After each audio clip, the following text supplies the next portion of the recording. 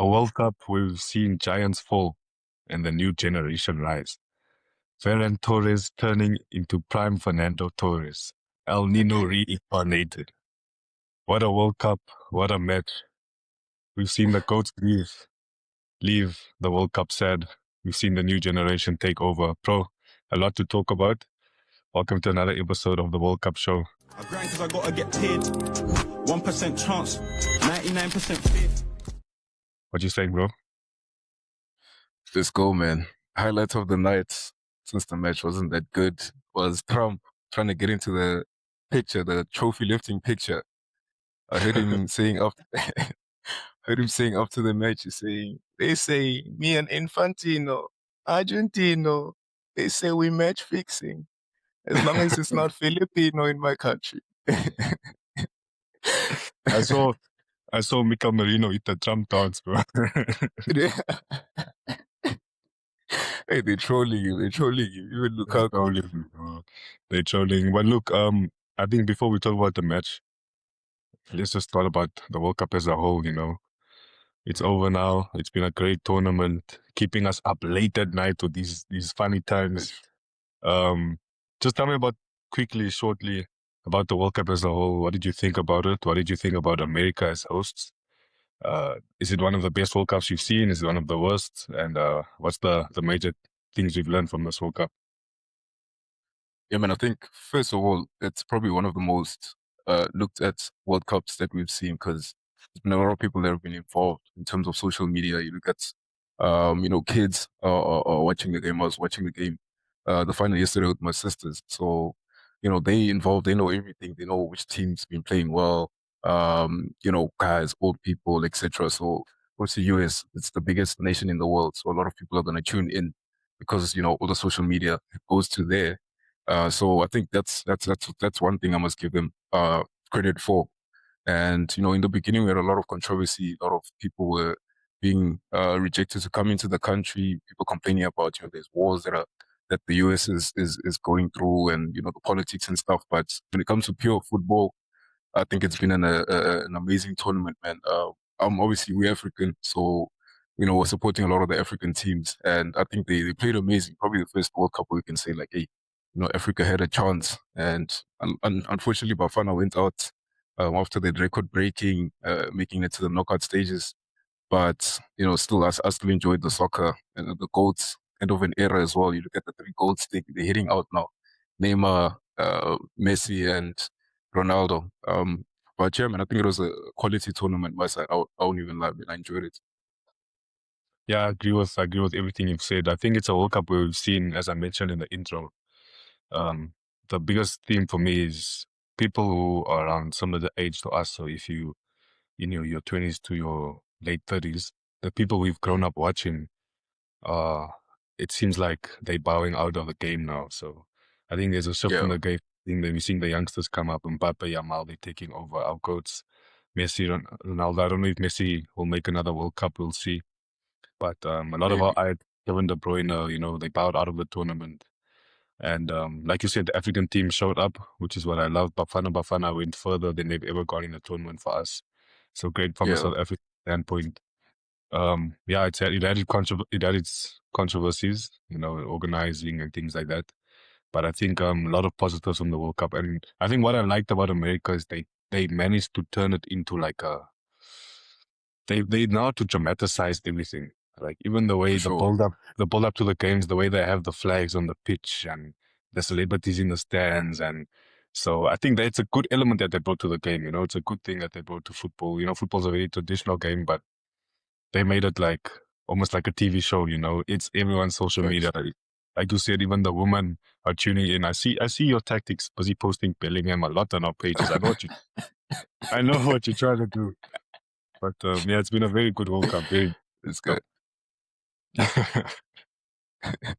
And you guys must let us know in the comments how you found the World Cup. I think a lot of people took them some time to get into it, and people obviously saying it's rigged and all that stuff, and people saying football won yesterday. So I think it took everyone some time to get into it, and I feel like they can now say like actually it was a good World Cup. I think if Argentina won, People might have had different tunes, but the stadiums are full, halftime shows, hydration breaks, a lot of advertising. A lot of people got to go to the US for the first time. A lot of African teams, the South African teams as well. People are just enjoying and also, I guess, making money. So that's the US for you. Yeah, man, it's been a time. But on that note, you said football won. Football definitely won yesterday. Let's talk about the final, the World Cup final, Spain versus Argentina. And I mean, what else can you say besides football won? Argentina pulled up there with peak Harambo, peak Harambo, kick. Oh, it was insane, bro. Only one team came there to play football, and they rightly. If I look at the stats, Spain had 65% possession, 20 shots, 20 shots. Yes, Argentina had 2 shots, and this is over 120 minutes. Argentina only had 2 shots. Spain had 12 shots on target. Argentina had zero. Like, Argentina brought the bus, the Titanic, whatever you can park, they parked it. Talk to me about your overall feelings of the game. yeah, I won't lie. It was a very lackluster game for a final. A lot of people saying they fell asleep. And yeah, for me, like you said, it's pure harambo. One team came out to play. I know Argentina with the tactics. They're a very tournament team. I always talk about this. There's teams that are national teams. There's teams that are seasonal teams. You look at Pep Guardiola's teams. He's able to play over 38 games. But then there's tournament specific teams. If you go to rugby, a team like the Springboks, they know how to win tournaments. So it's a team like that. So I think they came in there. They said, let's blow 'em, let's chill. And Argentina, they for the past, let's say, 3 or 4 matches, they only start playing when it hits 80. I don't know, they skip the hydration breaks. I don't care about all that stuff. Half time. Now when it hits 80, the coach says, yeah, the match is starting now. So I think they were waiting for that. And unfortunately, they got the red card as well. So, the tactic of chilling didn't work because now you get the red card. Now you actually have to push because the other team possibly going to score. So, yeah, man, I think they came out with that laid back tactic, and Spain still they held the ball. They were playing into Spain's hand because Spain loves having the ball. So if you give them the ball, they just grow in confidence. Had a few shots here and there. I must give Martinez his flowers, just like the 2022 World Cup. He's a he's a troll, but he's good when it comes to tournament goalkeeping. And yeah, man, Spain they definitely deserve that match. And I think what they have the least goals conceded. I think they only conceded one goal the whole World Cup, and the rest was like clean sheets, 7 clean sheets out of 8. That's a team they deserved it. And my coach Rodri, oh, come on, Man City region, and Ferran Torres also. In fact, I'm claiming this World Cup, bro. Man City, Rodri, and Ferran Torres. Come on. What you mean you claiming this World Cup? They took Rodri off. They brought in my boy Zubi to close off the game, bro. That's why Spain won. Yeah, get out of here, bro. Who was the player of the tournament? Yeah, bro. Relax, relax, Haaland, relax, though. relax, relax. Look, I agree with everything you said. Only one team came out to play, and I think that match was a good lesson in terms of if you look at the Spain team, you look at the Argentina team. Spain, especially, like, let's just look at their front line. They don't have, besides Yamal, they don't have stars on the pitch. You know, their fullbacks were probably the two best players on the pitch, Paro and Cucurella. And then you look at Yeah, teams like they've got Mbappe and Dembele and Olise. So it just goes to show that, like, you can have stars in your team, you can have all of that, but if you don't have a good coach, if you don't have a good setup, if you don't have a good team culture, you're not gonna make it very far. And I think that's what Spain had over the other teams, is that they had a good team culture and they played as a team all the time. yeah, Even Yamal tracks back. I've never seen a star to the level of Yamal that tracks back as much as he does. So shout out yeah, to the coach De La Fuente. I saw a stat that said he's only lost 2 games since he's been Spain coach. 2 games, which jeez. is which is insane, bro. Really insane. So yeah, shout And I out to think he him. coached the under. Apparently, he's been coaching the under 17s, won the Euros with them, and Yep, then he also coached the under 20s and then won the Euros with them as yep, well. Now he's with the senior team. yep. Won the Euros with the senior team. Now he's won the World Cup. I mean, maybe he Yeah, goes down as the legend. best Spain coach of all time. Who knows, eh? But Yeah, let's no, let's talk about Argentina a little bit. They obviously struggled. I think it was a combination of they came there obviously to, I think, not park the bus. They came there to defend and then probably hit on the counter. I think that was their game plan. But then became even worse because you're playing against Spain, who's probably the best team in the world when it comes to holding the ball. Their midfield Facts. can pass. They can pass the ball around for 7 days if they want to. So let's talk about Argentina. Like, why do you think they struggle so much to?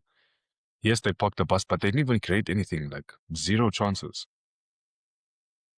Yeah, facts. I think the like I said, the Spain defense has been good throughout the World Cup, conceding such little goals, and also they play a high line. So Spain, they play a high line, and then at the back, like the keeper is almost that Neuer super keeper. Like he'll come super high.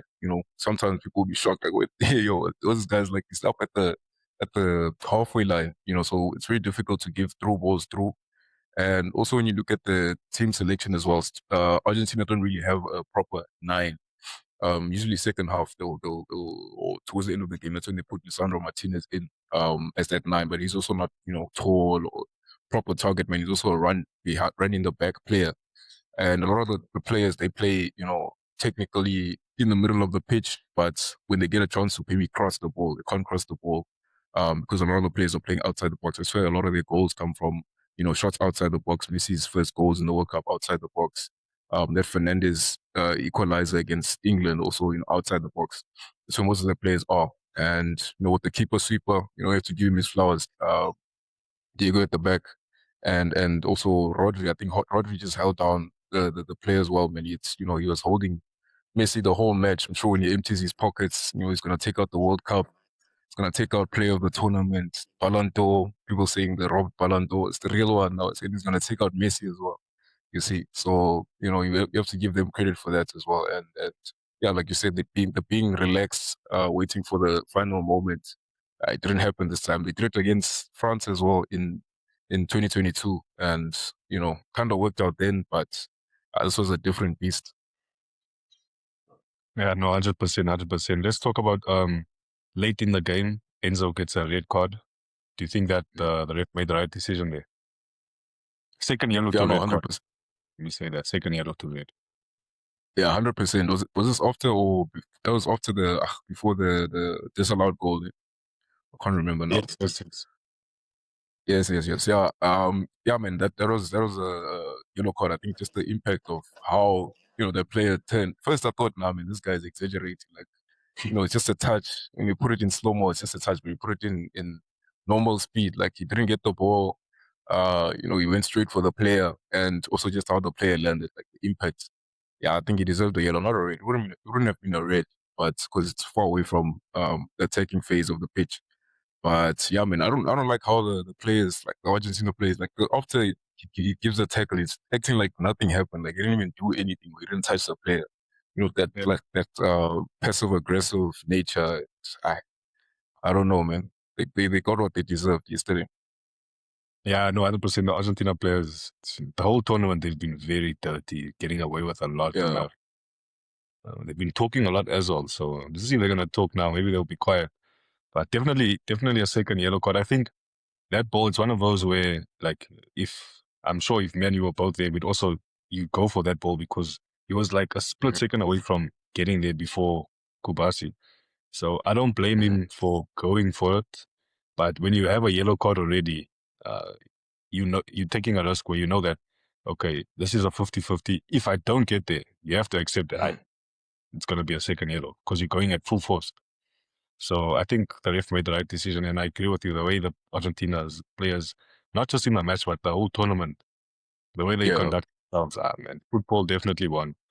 Because imagine if they look, won this tournament, man, they were never gonna shut, they were never gonna keep quiet, never gonna keep quiet. So I'm yeah. glad I, Spain. I wish, I wish, I wish Messi played for another team like Spain or something, because I feel like he doesn't deserve the teammates that he has. But Yeah, and Messi's he's not the most vocal, so I don't think he's gonna be the type of yeah, guy. I mean, I guess, look, we love passion and all of that. They're very passionate about the game. But there's a line, and I feel like they crossed the line way too much. We saw in the last World Cup as well, that Netherlands game. It's like yeah, every yeah, time yeah, in these big games, they always take it too far. But I also want to say, since we're on this topic, shout out to the ref. I think the ref handled the game as well as he could have. yeah. Ref had a good game. Since we are talking about Argentina, the future of Argentina, when I look at that team, I look at the names. If you take Messi out of there, Mhm. to me, it looks like this might be an end of an era for Argentina. I see them going to. I think they're going to struggle. They're going to struggle going forward. Just when I look at that Yeah, team, I don't have enough quality on there. What do you think? yeah, I agree with you. I think they do have quite a few young players. Enzo is probably mid-20s. Julian Alvarez there as well. The defenders, Christian Romero. I don't know if he can maybe still go one more World Cup. Otamendi's out. Keeper's still quite young, and yeah, man, they can still a lot of some of the players can still be there for the next World Cup. But the problem with Argentina is that when they run out of ideas, they go to Messi, and if he won't be there, there won't be that thing that's gonna take them out of the match, or that star factor or X factor that's gonna change the game. Now it's pure technical play. If you talking about pure technical play, then you can say a lot of the other teams are better than them. Saw Spain yesterday. If they didn't have Messi, they'll probably have lost to Egypt as well. We'd have been seeing Mo Salah lifting the World Cup maybe.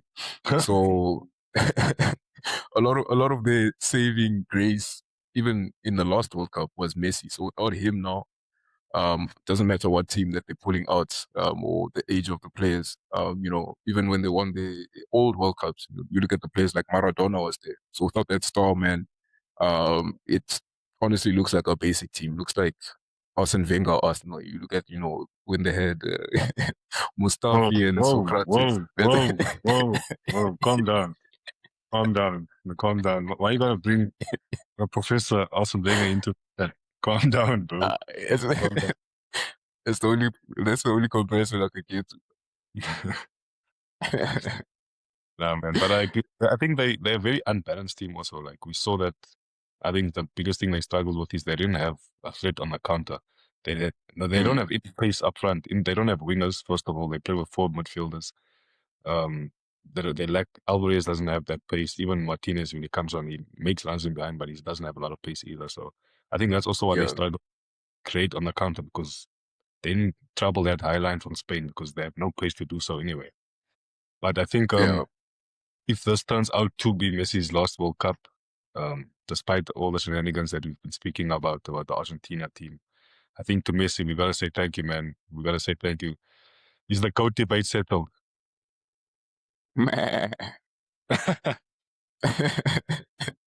Yeah, Ola, you convinced me I think I can't remember. I was at your house sometime. We were talking about the whole Ronaldo Messi debates. I was like, Ronaldo.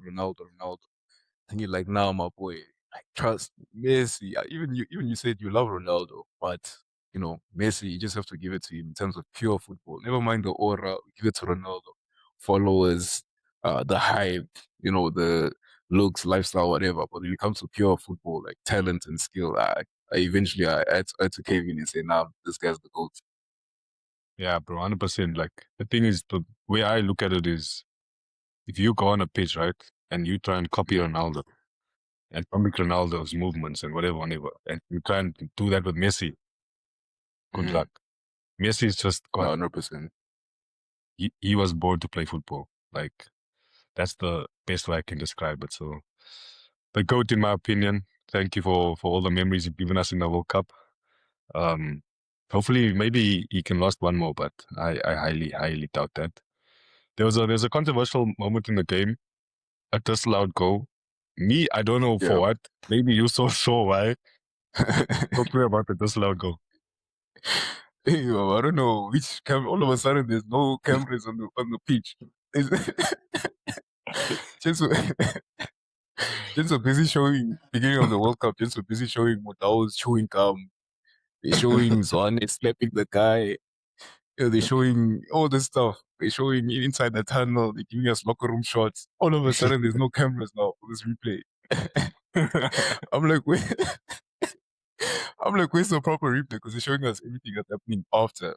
And then they did Yeah, eventually get a bit, they did eventually get a bit of a step on, can't remember who was in the box, the Otamendi's foot or something. Otamendi. Yeah, I'm like, Otamendi. I don't know about this one. Then they tried to show us Martinez. Nothing happened to Martinez. was such a weird thing, man. And then this, and the Spain players just continued. I'm like, what is going on here? But hey, I think it was just something to forget. If Spain lost, it would have been a big thing. But I think now it's like, hey, let's just forget about that whole weird moment. I found it very weird. Yeah, look, I saw the reason I disallowed it is apparently because of Marino stepping on Otamendi's foot. He did Mm. step on his foot, but like, like maybe I don't know how it was like. To me, I'm like, come on. Yeah, no, they were cooked at that time. It had nothing to do with them scoring even. Like, it's not like it impeded Otamendi. Like, I don't know, man. If Spain didn't win, sure, the league Yeah, conversation yeah, yeah, yeah. was gonna end. Like, that conversation was not gonna end. Um, What do you think about that even? I don't know if you're probably gonna ask, but what do you think about this whole rigged thing? Or, look, I don't think it's rigged. We spoke about this in one of the other episodes. I think it's more a case of Mhm, there's an intimidation factor about Argentina that maybe the mhm, refs get a bit intimidated. One by Messi, like they obviously ref a bit favorable towards Messi because I mean he's Messi. So you're gonna naturally think that if Messi goes down, you're naturally thinking, he beat the guy. The guy probably kicked him or whatever. So there's the mhm. Messi factor. And then also as a team, like you saw the way they surround the refs and the way Yeah, they get in the refs' face, and that surely influences the refs as well. So I don't think it's rigged per se, but I do agree that they did get refereed favorably a lot of the time, and I just think it's due to the Messi factor and also the intimidation tactics that they do. What do you think? 100%. Yeah, guys are going crazy there. You know, even at work, the whole debate. And I think also you're right. Around the 50-50s, if the referee is intimidated, he's going to give it to Argentina for sure. That's fine. But if you look at a lot of the goals that they scored, even in matches where they were losing, these are open play goals, and the teams that they score against are usually up against it. You know, England, they went up 1-0 in maybe I think it was like 60th minute or something. So you only have 20 minutes to defend. They concede two open goals. Egypt, they went up 2-0, and I think it was the 80th minute. You concede three open goals, open play goals. So it's not like they're getting penalties or they're getting free kicks in, or they're scoring from a free kick in, the final third or something like that. It's still pure football goals that they're getting. And that's difficult to do, man, especially when there's, there's 22 players on the pitch, all professional footballers. So that intimidation factor does play a role, but at the end of the day, man, you have to play football, and if you're not good, then good enough. And you're just not good enough, man. So I think they need to put that whole thing down. And like they lost yesterday, so a lot of people will be happy about putting that conversation down now. Yeah, look, yeah, I think you said it in the previous episode where you still have to put the ball in the back of the net. So Mm. you have to also give them credit. They stood up in big moments, Argentina. They did have a good tournament as much as you hated them. So, but I agree with you. That conversation is dead now. Luckily, they didn't win because otherwise we were never going to hear the end of that conversation. Yeah, thanks. Also, shout out to Delafent. I think his subs changed the game. Nico Williams Mhm. came on and he was a big problem. Obviously, he wrote on the goal scorer Ferran Torres as well. He scored an offside goal, just offside. So I think his subs also changed the game. Spain were very brave. Even in extra time, Mhm. it's easy. If you get to 19 minutes and it's still level, it's easy to say, okay, both teams, a lot of the times you see both teams be cautious in extra time because they both just have to go to beds. Yeah. But Spain, they didn't stop. They kept going. And my coach, Mikel Merino, obviously came on, also changed the game. You're saying Rodri Ballon d'Or. What about Mikel Merino Ballon d'Or? Premier League winner, World Cup winner. Uh, As our other goat Drake said, he turned the 6 into a 9. Come on, bro. Put some respect on Mikel Merino. it's a good one. Nah, I relate. All he does is he scores when the players are tired, bro. Like even for Arsenal, they put him in second half. Kind of, it's done. He's finished the defenders. It's like they finished the defenders, and he comes on and he looks great.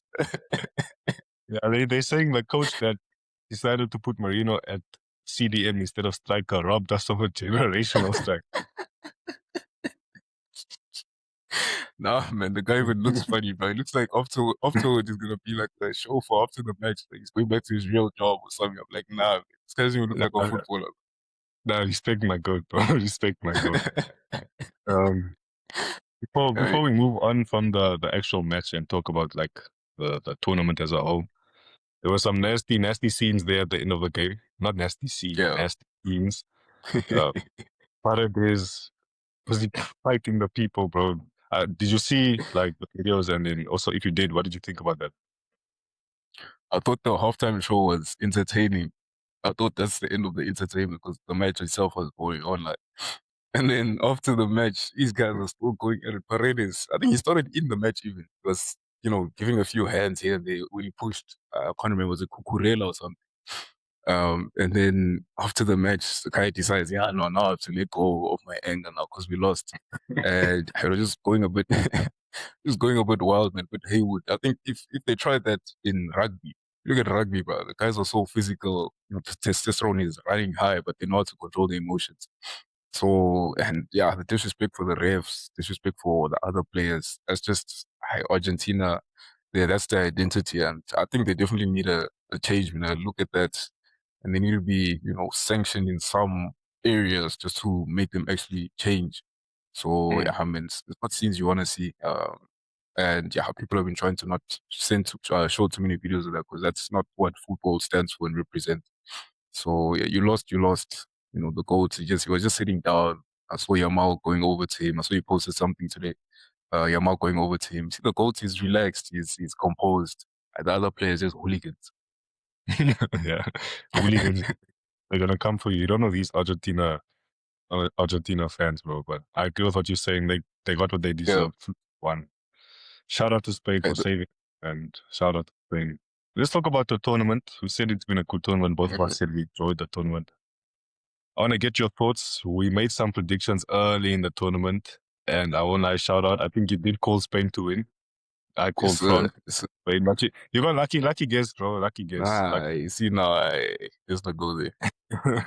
Shout out to that. I wanna get your opinion on firstly, who was your player of the tournament and why? mm, yeah,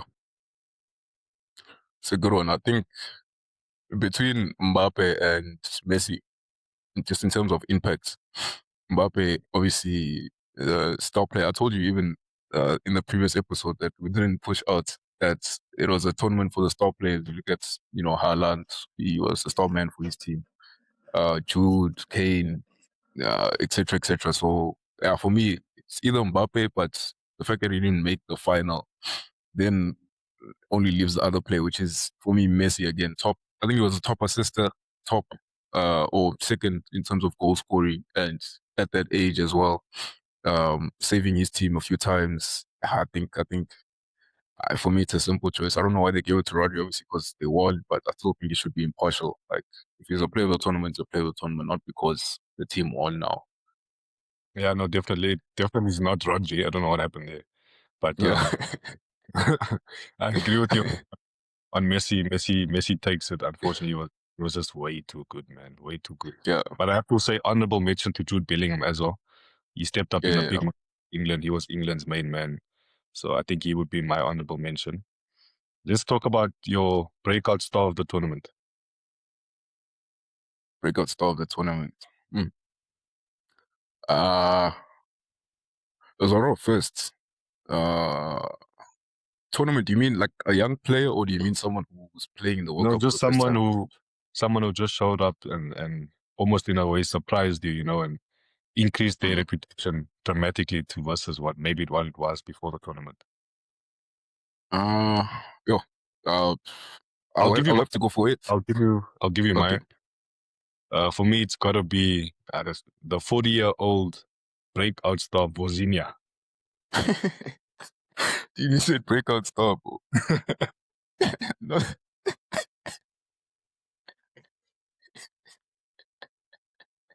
this guy. So that's it for you. That's mine, bro. That's mine. He made a name This for guy's himself. not serious, man. He's not even make a name for himself, but he's retiring. I, but for me, yeah, yeah, no, he has quality though. For me, it must be if I go to SA, it must be TLB man, Bokazi. Shout out to him. I think his market value has just skyrocketed. Pros are saying we want him in the Premier League. He's seeing La Mm. Liga. His agents now, he's looking at the checkbook, smiling. It's an open checkbook right now. So definitely Bokazi for me at the back, and also Bouadi. The Moroccan boy. He's on Man City's transfer list. So yeah, I'll definitely go for those two, TLB and Bokazi. Then just for first people at the World Cup for the first time, I think Erling Haaland did a good job for Norway, man. Their first World Cup, linking up with Odegaard. The only time Odegaard ever shines when he's playing with some Man City players. So yeah, No, I think I'm not those gonna three for me. allow. I'm not gonna allow this Arsenal disrespect. Premier League champions.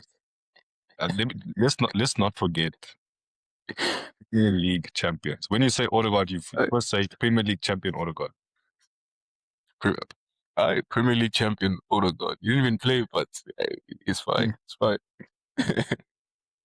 Okay, let's talk about who was your biggest ace? This might be an easy one. Biggest disappointment of the tournament. Which player do you think had hype, came in, and then just didn't deliver? Mm, yeah, probably. See. I must see. Now, he scored some goals. He scored some goals. His team was disappointing him. Unlike Messi's team. I think let's say maybe someone in C's team like Bruno or something that's a creative player that Mm, didn't produce, mm. or Yeah, one of the teams that went out. Bruno's definitely a shout. He had a horrific tournament. Yeah, after being Premier League Player of the Season, and then it's like you forgot your boot at home. What?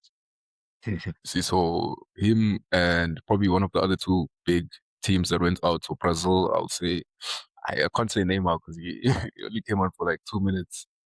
Yeah, Vinicius had a good tournament. Maybe one of the Germany players or Netherlands players, Depay, also probably like his last World Cup. So I mean, he didn't really produce anything. yeah. No, I agree with Bruno. I think Bruno's the biggest shout for me.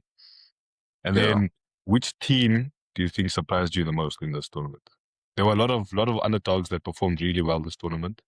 South facts. Africa's one of them. After the first game, no one gave us a chance to get through. But is there a team that stood out for you that's really shocked you in the way they played? England, I think, if you look at Tuchel's picks going to the World Cup, the team that he picked, there was a lot of surprises. A lot of people say this guy's stabbing us in the back. He's not an English coach, so he's doing this on purpose. I think they performed much better than a lot of people expected them. They made it to the semifinals, almost made it to the final. I think England's team was yeah. I think I was surprised with their performance. They're not a good quality tournament team. England and probably one of the African teams, maybe Cape Verde. They gave Argentina a big challenge in that match, and yeah, I think let's say if I go South Korea, South America, Mexico as well, they had a good opening phase and then kind of just, peaked too quickly. They slowed down as the tournament went on. Yeah. No, I'm definitely on the Cape Verde one. Um, Yeah. Immediately their first match they drew with Spain, who won the World Cup. They just narrowly got knocked out. So, and it was their first World Cup ever. So I think Cape Verde for me was the one Mm, that surprised me the most. I think a lot of those players, hopefully they'll get bigger moves, maybe somewhere in Europe or we'll see. Very small country, yeah. so yeah, Cape Verde and always supporting the Africans. We need Cape Verde in all the World Cups, eh? Because they're fans. They've got great fans. Let me say that. I'm side Um, eyeing that one. what? Oh, shout out to the fans. Shout out to the fans. Yeah, shout out to the fans. Shout out to the cameraman also. Putting in the show. Man. Um, who? Lastly, just to end off, Yeah. which team was the biggest disappointment for you? I'll give you mine. Germany definitely for me. I thought Germany would do much better than they did in the World Cup. I called it. Crashed I out. called it. Yeah, you did call it. Crashed out very early once again.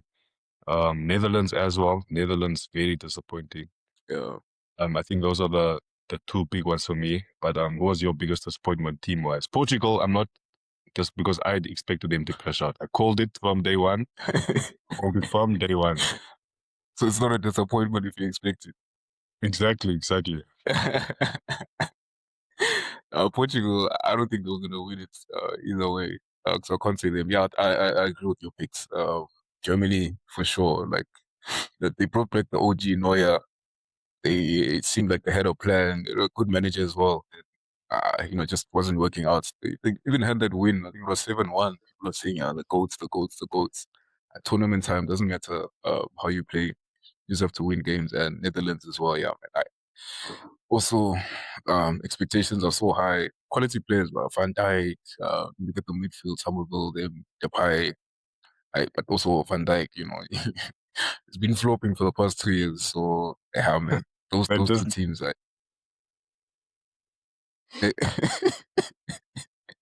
yeah, yeah, yeah, those two for me. no, 100%. But look, overall, it's been a really great tournament. A lot of talking points.